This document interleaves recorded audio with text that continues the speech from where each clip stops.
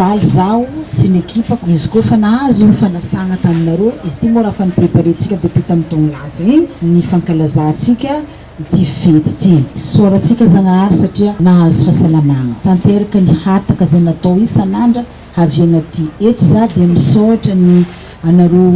lohandony mpisorony jiaby ato amin'ny paroasy koa resaka fivavagna dia zava-dehibe zay na niany navy mon père miaraka amin'ny ekipako misy raha hely zay voatsirambiny tagnanay agnatin'ity rahantsika mivavaka voalohany misorona masina zay ataontsika amin'ity fiangonana masina tsika ty dia misy aomby aroe zay atolotrinay sy ny ekipany madame Vepane madame député Jocelyne Maxime ahafahantsika magnatanteraka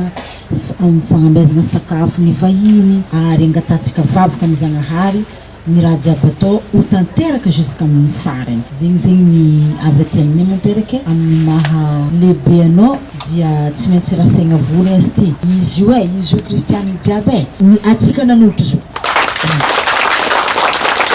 présidente io nivolagna maiziky zay ato oui Saint Padre Pio ameza raha magnazava ro madame Vepane fa fivavagna raha ataontsika amin'ny fivavagna raha masina tsy ataoko ela koragna za nde angala jiro zay panneau solaire zao ty nakasitraka atsika jiaby ny raha angatagna dia ny fangatambavaka mifampivavaka atsika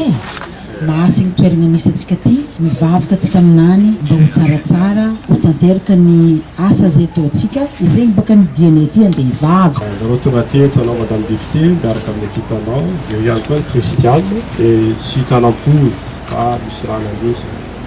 kely voalazanao ty fa raha fijeriny azy tsy kely fa maventy io satria vokatra ny fo vokatra ny finoana vokatra ny fitiavana misy omby misy vary soranay mitafitafy anao zany soranay mitafitafy ihany koa ny ekipa zay miaraka aminao nentinao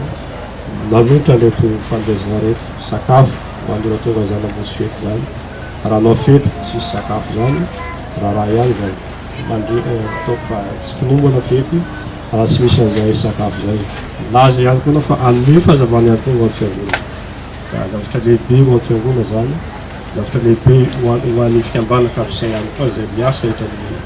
fiangonana Saint Padre Pio sy mankalaza ihany koa fahasikoto natongava teto Madagasikara zay fa dia makasitraka anao ary tona vavaka anao mandrakariva zay ny kapokanay zay spécialité nay vavaka zay matahatra fetiny vavaka mandrakariva sy eto